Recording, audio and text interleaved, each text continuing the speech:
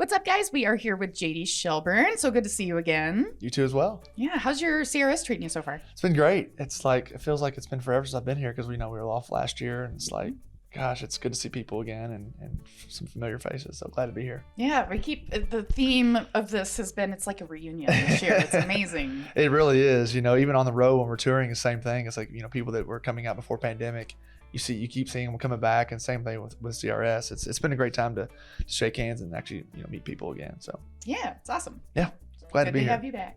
So you had an album come out last year. Yes. Talk to us a little bit about that process and how that went like during the pandemic and all of that. Well, I had the album halfway done before COVID hit, and so the pandemic actually gave me more time to really listen to songs, write songs, and test songs on Facebook Live, because I lost 86 shows during the pandemic. So I still played 100, right on the nose, 100 shows, but I lost 86. So as you can imagine, we try to find new ways to reach fans, and Facebook Live allowed that. So every single night at 7 p.m., I would get on Facebook Live and test new songs, and I'd keep testing the songs. And then by the time pandemic was kind of slowly opening back up, I had an album that I could actually go in and finish and cut. So we did that, and it landed number 9 on the iTunes chart. So awesome. That was huge for us.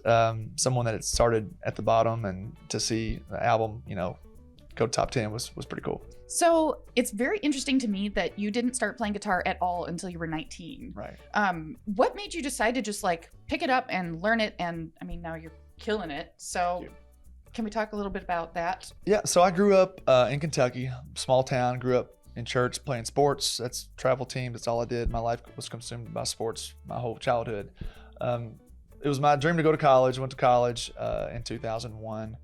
And my grandmother back home passed away suddenly, and after her death, went back to her house and came across an acoustic guitar that actually used to belong to my uncle. Light bulb kind of went off, took it back to college, and just kind of would play in between classes. And next thing you know, it became a hobby, and was learning my favorite songs on radio. And then as I would, Friday nights would come, we'd light a bonfire in the backyard, and my neighbors would come, and then the crowd started building, and I just got enough courage to play live. And so I started playing these little small bars around my college town, and just developed a knack for I love doing this. I don't know what it is. I made a little money doing it, and it was something that was fun.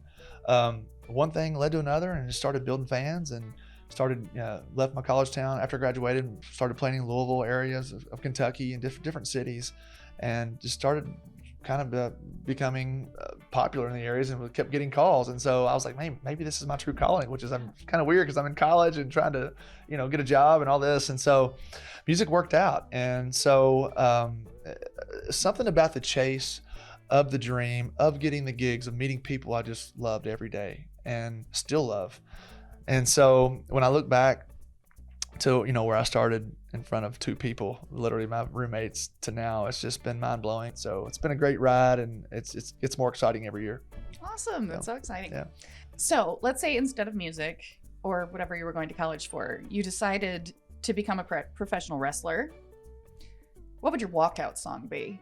Walkout song would probably be I'm on a highway to AC/DC, probably. Yeah. Bucket list collaboration. Country, Garth Brooks, first concert I ever saw. 90s rock, Goo Goo Dolls, all-time favorite band. I got to interview them, and they were awesome. No way. Oh, I'm jealous. So much fun. Our boss is like... Love Johnny and all the guys. Oh, yeah. They're We play all their awesome. stuff at my shows. Oh, Love good. them. Doing what you do, you rub elbows with a lot of famous people, celebrities, etc. Is there anyone that you've come across and just completely fanboyed out? Yeah.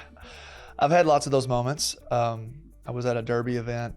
It's been about 4 years ago now. And my all-time favorite baseball player as a kid, collected all of his cards, everything, was Ken Griffey Jr. And I was at a steakhouse. They were having a private event for Derby. And I happened to be in the restroom. And he was beside me using the restroom. And I looked up, because you know how you would know because you're not a guy, but you go into the men's restroom, they have a newspaper clipping over the urinal. Oh. And I'm looking, and I'm like, oh my God, that's Ken Griffey Jr. beside me. And it's just like, what do I do? It's like all-time favorite childhood hero, but true story. And later on that night, I met him. I was literally fanboying over you in the restroom.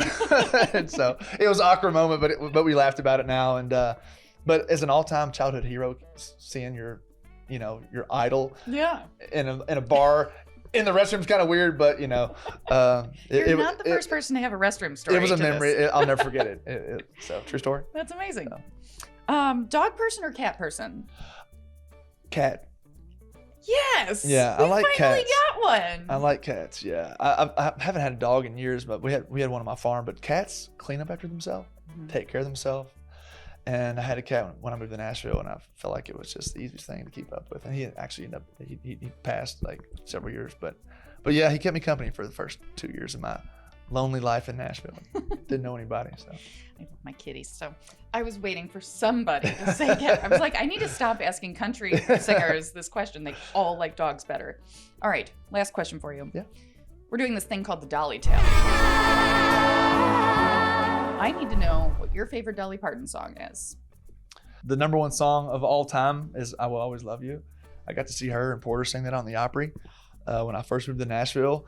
This is a true story. So moved to Nashville, bought tickets to the Opry. Randomly, Dolly shows up. Porter's on the show, and I was in the very, very back. And this is before I ever got married. I was dating this girl. It was our first date.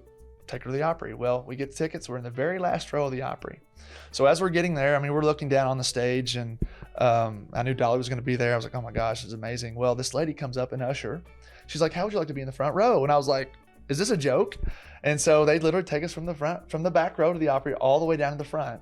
And a moment I'll never forget. So That's a true story. But Dolly and Porter sang that song that night, and it was pretty awesome. That's magical. Yeah. Well, JD Shelburne, it's been lovely chatting with you.